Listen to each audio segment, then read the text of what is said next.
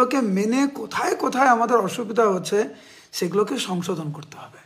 কিন্তু আগে মানতে তো হবে, আগে আমাকে তো স্বীকার করতে হবে যে হ্যাঁ আমার এই জায়গায় জ্ঞানতিমিরন্ধস্য জ্ঞানাঞ্জনশলাকয়া চক্ষুরুন্মিলিতং येन তস্मै শ্রীগুরবে নমঃ।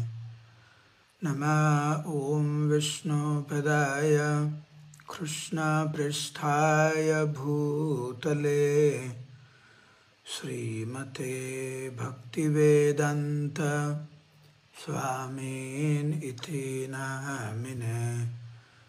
नमस्ते सारस्वती देवे गौरवाणी प्रचारिणे निर्विशेष शून्यवादी पाश्चात्यदेशतारिणे।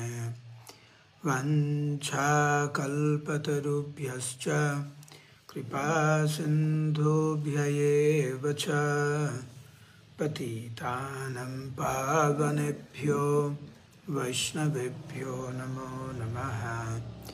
जय श्री कृष्ण चैतन्य प्रभु नित्यानंद श्री अद्वैत गदाधर श्रीवासदि गौर भक्तवृंद। हरे कृष्ण कृष्ण कृष्ण हरे हरे, हरे राम राम राम हरे हरे। मूकं करोति वाचालं पंगुं लंघयते गिरिं यत्कृपातमहं वन्दे श्रीगुरुं दीनतारिणं परमानन्दमाधवं श्रीचैतन्य ईश्वरं। नमः ओं विष्णुपदाय कृष्णपृष्ठाय भूतले श्रीमते जयपताका स्वामिनिति नामिने। नमः आचार्यपादाय निताय कृपाप्रदायिने गौरकथा धामदाय नगरग्रामतारिणे। हरे कृष्ण। उपस्थित समस्त गौर भक्तवृंदेर श्री चरण कमले आमार सश्रद्ध प्रणाम। पंडित प्रभुके कृतज्ञता जानाচ্ছি সুযোগ দেওয়ার জন্য, আপনাদের সান্নিধ্যে আসার জন্য একটি সুযোগ করে দিয়েছেন প্রভু, সেই জন্য কৃতজ্ঞতা। হরে কৃষ্ণ।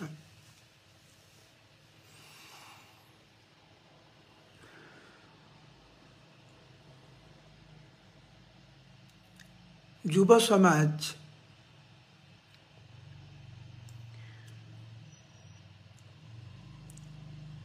ভবিষ্যৎ কেমন হবে তা ঠিক করে দেয়।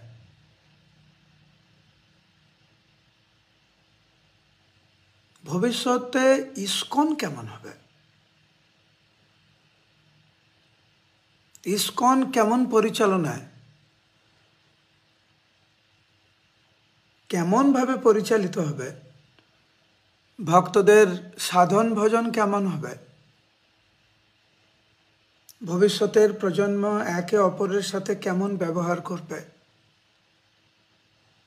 ইসকনের মধ্যে থেকেও কি আমরা একটা জাগতিক পরিবেশ পাব, না প্রকৃত অর্থে আমরা একটি আধ্যাত্মিক পরিবেশ পাব,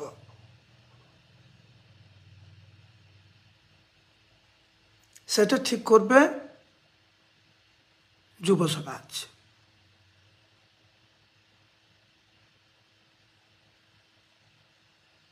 ইসকনের যুব সমাজ কৃষ্ণ ভক্তিকে কেমন গ্রহণ করছে,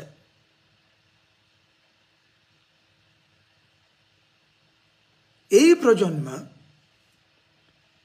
আমরা প্রভুপাদের শিক্ষাকে কতটা গুরুত্ব দিচ্ছি তার উপর নির্ভর করবে।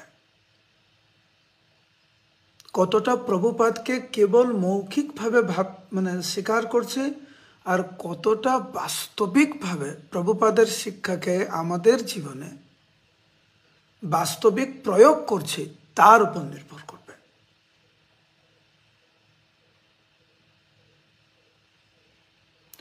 যুব সমাজকে, ইসকনের যুব সমাজকে এই চিন্তাধারা থেকে বেরিয়ে আসতে হবে যে আমরা বা আমি ইসকনের ভবিষ্যতের জন্য কোনো ভূমিকা রাখব না। এটা আমার কাজ না, এটা অন্যের কাজ। এই মানসিকতা থেকে বেরিয়ে আসতে হবে।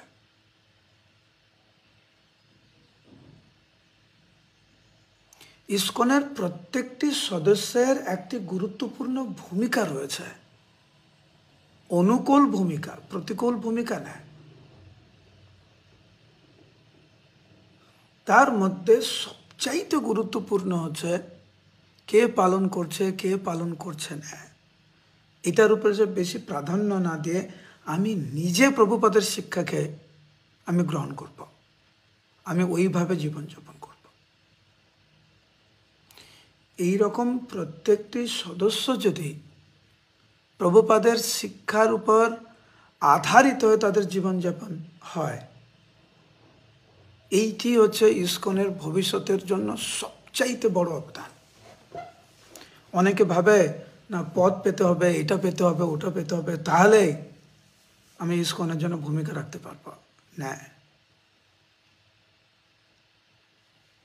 প্রভুপাদের শিক্ষাকে যারা নিজের জীবনে প্রয়োগ করছেন, তারাই ইসকনের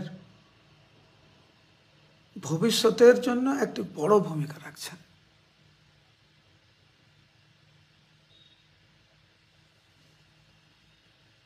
প্রভুপাদ বলেছেন যে যারা আমার শিক্ষাকে পালন করবে, শিক্ষাকে গ্রহণ করে বাস্তবিক জীবনে তা প্রয়োগ করবে, তারাই হচ্ছে আমার লেগেসি, তারা টেনে নিয়ে যাবে।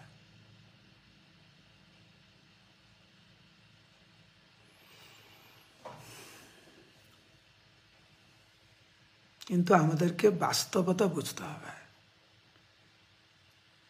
আমরা অনেক সময় এত আকাশে উড়ি, এত বড় বড় চিন্তা, এত বড় বড় কথা, কিন্তু আমাদের পা মাটিতে নেই।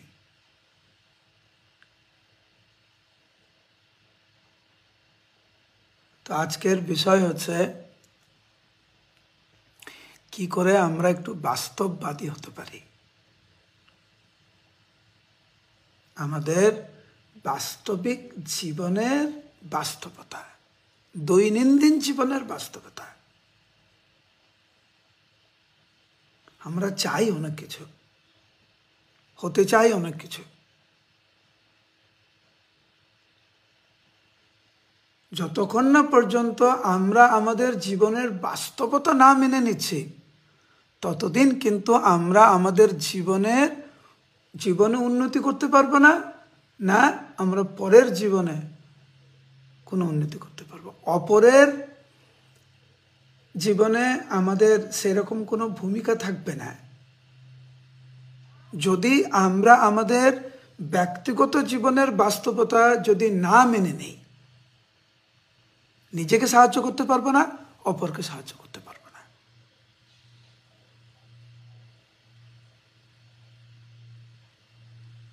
আমাদের ব্যবহারের বাস্তবতা, আমাদের সাধনার বাস্তবতা, চেতনার বাস্তবতা, প্রভুপাদের গ্রন্থ অধ্যয়নের বাস্তবতা, ভালো জব করার বাস্তবতা। কেউ যখন আমাকে খাটো করে যখন কিছু বলে, সেটা আমি কিভাবে গ্রহণ করছি তার বাস্তবতা।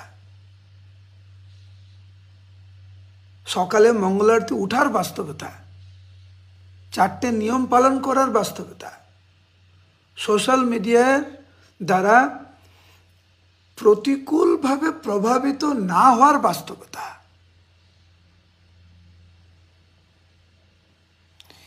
এই বিষয়গুলি যদি আমরা অগ্রাহ্য করি আর শুধু বলি যে যুব সমাজ হচ্ছে ইসকনের ভবিষ্যৎ, তাহলে তো আমরা ঠিক পথে যাচ্ছি না।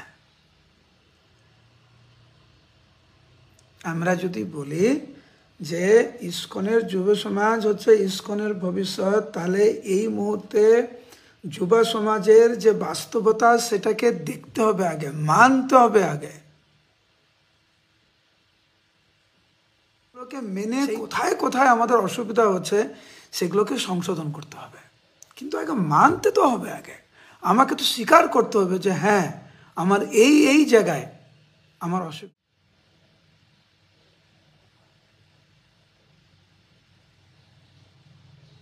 যতক্ষণ না পর্যন্ত আমি আমার জীবনের বাস্তবতাকে না মানছি ততক্ষণ কিন্তু প্রগতি, অগ্রসর, উন্নতির কিন্তু কোনো প্রশ্ন ওঠে না।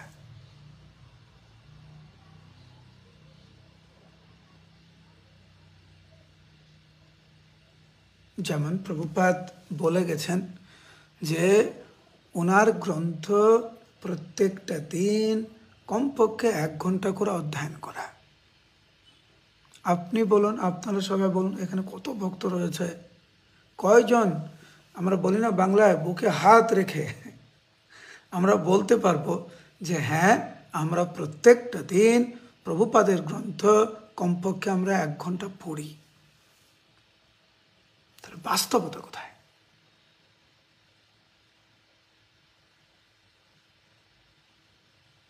একই বিষয় 4টে নিয়ম পালনের ক্ষেত্রে, ভালো করে 16 মালা জপ করার ক্ষেত্রে আমরা কয়জন বলতে পারবো যে হ্যাঁ আমি প্রত্যেক দিন 16 মালা জপ নিষ্ঠা সহকারে করি? আমরা কয়জন বলতে পারবো যে আমরা আপ্রাণ চেষ্টা করি অপরের সাথে ভালো ব্যবহার করতে? কয়জন বলতে পারবো আমরা সচেতনভাবে চেষ্টা করি কমপক্ষে যে অপরের ভালো দেখে যেন আমার খারাপ না লাগে?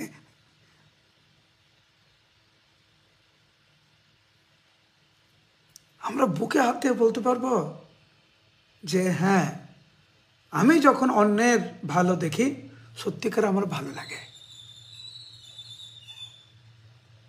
নাকি কম বেশি একটু হিংসাও লাগে? কেউ যখন আমাকে সামান্যতম যদি খাটো করে চেষ্টা করে, আমি কি মহাভারত শুরু করি? না, মহাভারত শুরু করি না। এগুলো হচ্ছে জীবনের বাস্তবতা।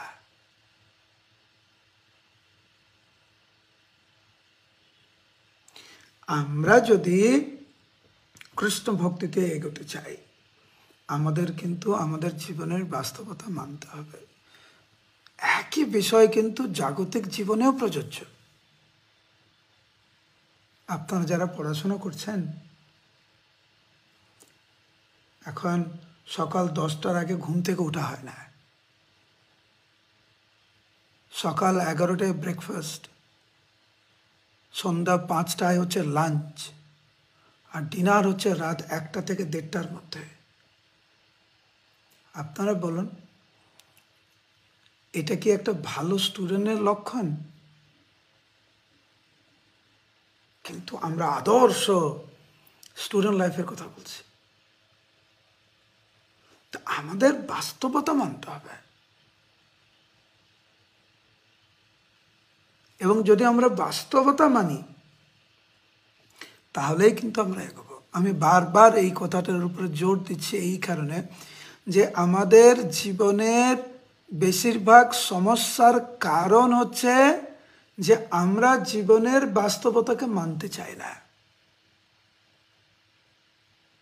একটু ভেবে দেখবেন, শান্ত মনে ভেবে দেখবেন। উত্তেজিত মনে ভাবলে কিন্তু আমরা ঠিকমতো পৌঁছাবো না। শান্ত মনে, অন্য কারোর জন্য না, নিজের জীবনটা নিয়ে একটু ভাবুন এবং দেখুন আপনি কোথায় দাঁড়িয়ে আছেন। জীবনের বিভিন্ন যে অঙ্গ রয়েছে, বিভিন্ন সিচুয়েশন, পরিস্থিতি, পরিবেশ, আমরা কোথায় আটকে আছি।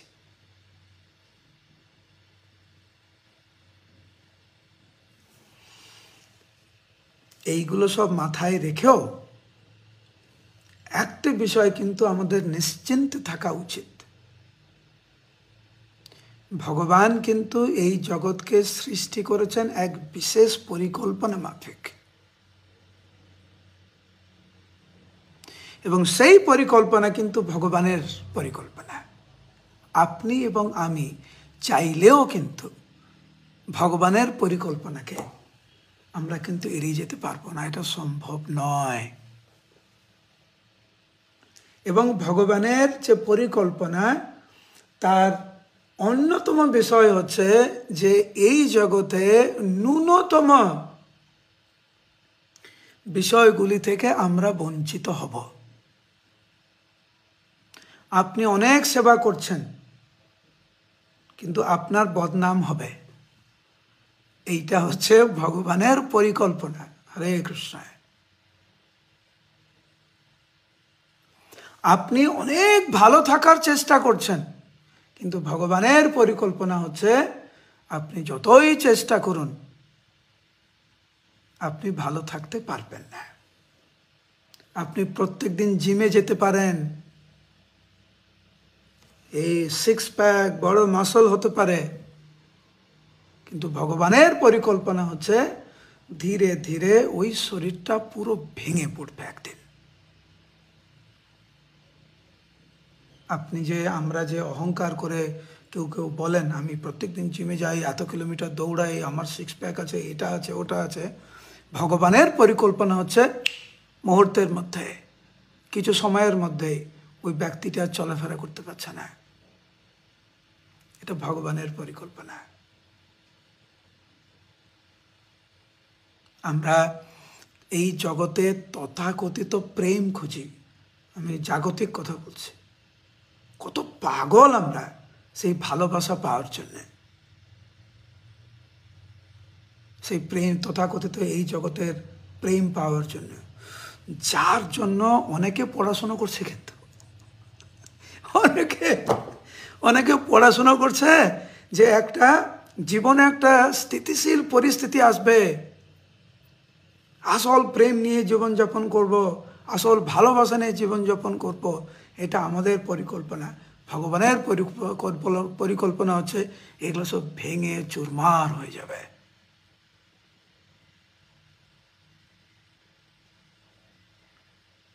তো ভগবানের পরিকল্পনার কাছে আমরা যদি নতি স্বীকার না করি, আমাদের কপালে কিন্তু অনেক দুঃখ আছে, অনেক দুঃখ। আর সেই জন্য আজকের যুব সমাজ এতটা হতাশাগ্রস্ত। আপনারা একটু ভেবেছেন যে যুব সমাজ কেন এতটা হতাশাগ্রস্ত? বয়স তো ঠিকঠাক আছে, শারীরিক শক্তি তো ঠিকঠাক আছে, আর অন্যরা যেই পরিমাণে প্রসাদ পায় আপনারা তো তার থেকে অধিক প্রসাদ পেতে পারেন, অধিক নৃত্য করতে পারেন, কীর্তনে অনেক পরিশ্রম করতে পারেন। তা সত্ত্বেও কেন যুব সমাজের মধ্যে এতটা হতাশাগ্রস্ত পরিস্থিতি? কারণ হচ্ছে আমরা আমাদের বাস্তবিক পরিস্থিতি মানছি না, আর ভগবানের পরিকল্পনা স্বীকার করছি না। এটি হচ্ছে প্রধান কারণ।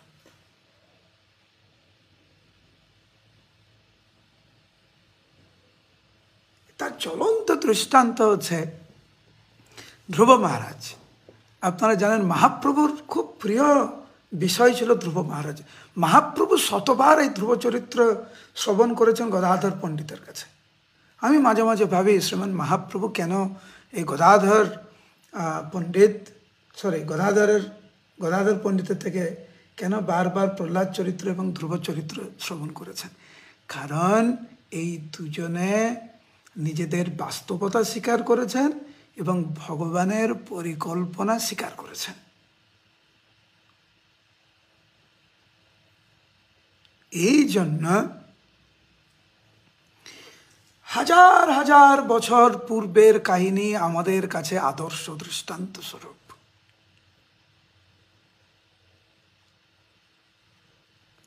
প্রহ্লাদ মহারাজের কথা ভাবুন। বাস্তবতা হচ্ছে কি, যেই ব্যক্তি ওনাকে আশ্রয় দেবে, নিরাপত্তা দেবে, ভালোবাসবে, আদর করবে, প্রতিষ্ঠিত করবে, সেই ব্যক্তি ওনাকে হত্যা করার জন্য আপ্রাণ চেষ্টা করছে। এইটা হচ্ছে জীবনের বাস্তবতা। আমাদের জীবনে যদি ওরকম হতো, আমরা হচ্ছে সাইকিয়াট্রিক সাইকোলজিস্টের কাছে গিয়ে বারবার ওষুধ খেতাম, ঘুমের ওষুধ, চিন্তাগ্রস্ত, শরীর ভেঙে পড়ছে, মন খারাপ, ইত্যাদি ইত্যাদি। কিন্তু প্রহ্লাদ মহারাজ জীবনের বাস্তবতাকে মেনে, প্রহ্লাদ মহারাজ ভগবানের পরিকল্পনাকে মেনে পূর্ণ শরণাগত। সেই জন্য দেখবেন, ছবি দেখবেন, ভাগবতে ছবি আছে, হিরণ্যকশিপু একদম উত্তেজিত, রাক্ষসরা যারা হচ্ছে প্রহ্লাদ মহারাজকে হত্যা করার জন্য চেষ্টা করছে তারা উত্তেজিত, ক্রোধান্বিত, আর প্রহ্লাদ মহারাজ হাত জোড়ো করে একদম শান্ত। এত সুন্দর হাসি কি করে? কারণ জীবনের বাস্তবতা মেনেছেন, ভগবানের পরিকল্পনাকে স্বীকার করেছেন। এই জন্য ধ্রুব মহারাজের কথা দেখুন। ধ্রুব মহারাজ 5 বছর বয়স, তার কি অধিকার নেই তার বাবার কোলে বসার জন্য? কিন্তু ধ্রুব মহারাজ ন্যূনতম যেটা উনার পাওয়া উচিত তা থেকে উনি বঞ্চিত হলেন। এটা হচ্ছে এই জগতের বাস্তবতা। আমরা অনেকে ভাবি, প্রভু আমি এত কিছু করলাম, কেউ আমার অবদান বুঝতে পারল না, আমি যে কত সেবা করলাম তবুও আমাকে বদনাম করে, আমি এটা করলাম তবুও আমাকে ভক্তরা ভুল বুঝে, পরিবারে কত ঝামেলা, কত ভুল বুঝাবুঝি। কারণ আমরা পরিশ্রম করেছি যার জন্য তারাই ভুল বুঝায়। কেন আমরা বুঝতে পারি না? এটা হচ্ছে এই জগতের চরিত্র, এটা ভগবানের পরিকল্পনার মধ্যে। যদি আমরা এটা ভগবানের পরিকল্পনার মধ্যে যদি আমরা দেখি, তাহলে তো আমরা শান্ত হয়ে যাই। ভগবান এই জগৎটাকে এমনভাবে তৈরি করেছে, ভগবানের পরিকল্পনা হচ্ছে যে জীব একদিন বুঝতে পারবে যে আমরা এই জড় জগতে ভালো থাকার জন্য যতই চেষ্টা করি না কেন, আমাদের সমস্ত পরিকল্পনা ধূলিসাৎ হয়ে যাবে। শুনতে খারাপ লাগছে, এইটি হচ্ছে বাস্তবতা।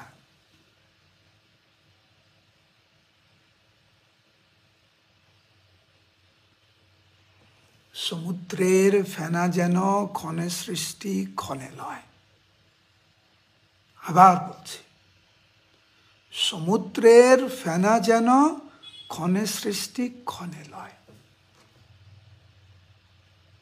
এই জড়জগতের প্রভাব, এই জড়জগতের ঐশ্বর্য, এই জড়জগতের সম্পর্ক, এই জড়জগতের লাভ পূজা প্রতিষ্ঠা, এই সব কিছু হচ্ছে সমুদ্রের ফেনা যেন ক্ষণে সৃষ্টি ক্ষণে লয়।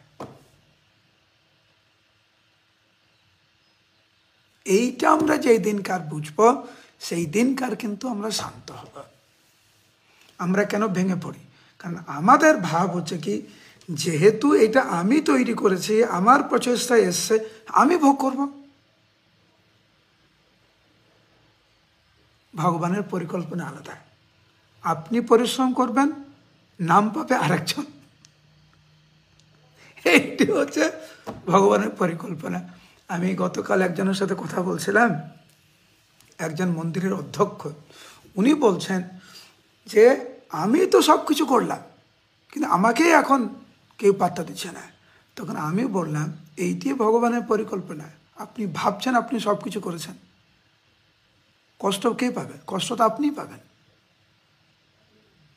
কিন্তু যেই ব্যক্তি সব কিছু করেও সাধুগুরু বৈষ্ণবের চরণ কমলে সব কিছু অর্পণ করেন, নিজের জন্য এক বিন্দু মাত্র কৃতিত্ব নেন না, তিনি মহিমান্বিত। এইটা ভগবানের পরিকল্পনা। যে তৃণাদপি শুনিছে না, মহাপ্রভুর এই বাণী যিনি ফলো করবেন, তিনি সারা বিশ্বে প্রতিষ্ঠিত হবেন। আর যিনি অহংকার করে বলবেন আমি এটা করেছি, আমি ওটা করেছি, তার গর্ব ধূলিসাৎ হবে। এইটা ভগবানের পরিকল্পনা।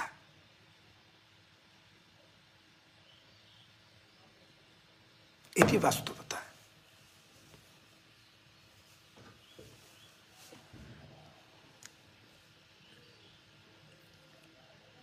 দুটি শব্দ, একটি হচ্ছে দুঃখালয়ম, এই জগৎ হচ্ছে দুঃখের আলয়।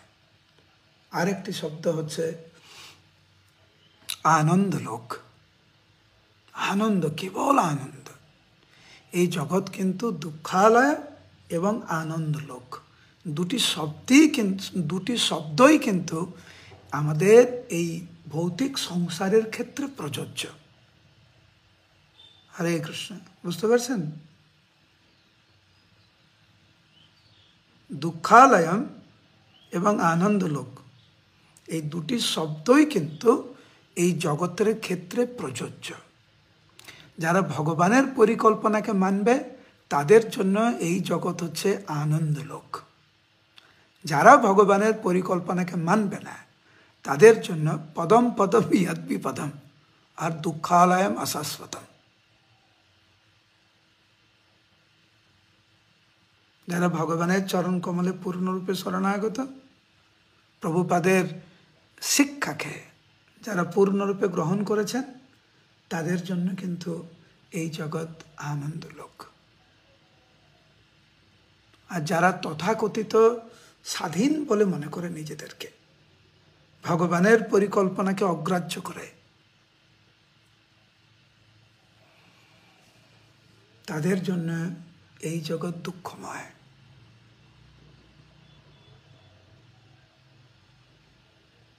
আমি এখানে দেখছি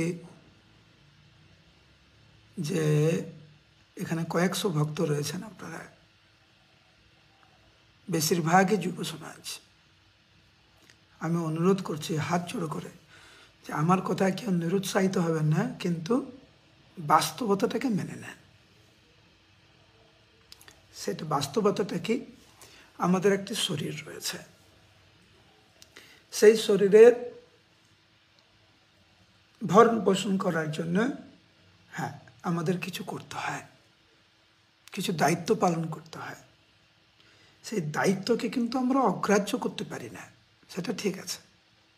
কিন্তু আমরা যদি ভাবি যে কেবল শরীরের দায়িত্ব পালন করেই আমাদের দায়িত্ব শেষ, এটা কিন্তু জীবনের সবচাইতে বড় ভুল হবে। শরীরটাকে দেখভাল করার জন্য আমাদের কিছু দায়িত্ব রয়েছে, সেই দায়িত্বগুলো পালন করুন, কিন্তু সেই সাথে সাথে আমরা যদি আমাদের প্রকৃত স্বরূপকে ভুলে যাই, আমরা কার অংশ সেটাকে যদি আমরা ভুলে যাই, আমাদের প্রকৃত কর্তব্য যদি আমরা ভুলে যাই, আমাদের পরম ধর্ম যদি আমরা ভুলে যাই, তাহলে কিন্তু এই দুর্লভ মানব জীবন পেয়ে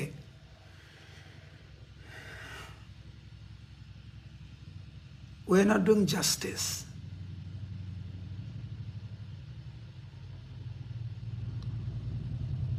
প্রকৃত বিচার আমরা কিন্তু করতে পারলাম না। ভগবান যে উপহার আমাদেরকে দিয়েছেন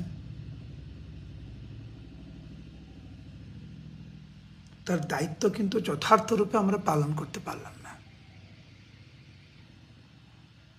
সেই জন্য যারা ছাত্র ছাত্রী রয়েছেন, পড়াশোনার সাথে সাথে আধ্যাত্মিক জীবনকে যেন আমরা অনেক গুরুত্ব দিয়ে আমরা যেন দেখি এবং পালন করি। যারা গৃহস্থ ভক্ত রয়েছেন, গৃহস্থদের কিছু কর্তব্য থাকে, ব্যবসা বাণিজ্য, চাকরি ইত্যাদি ইত্যাদি, স্ত্রীর প্রতি কর্তব্য, ছেলে মেয়ের প্রতি কর্তব্য, এগুলো সব ঠিক আছে।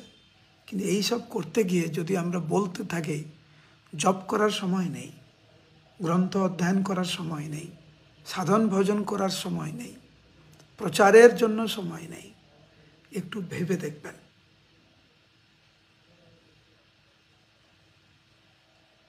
এরকম যেন না হয়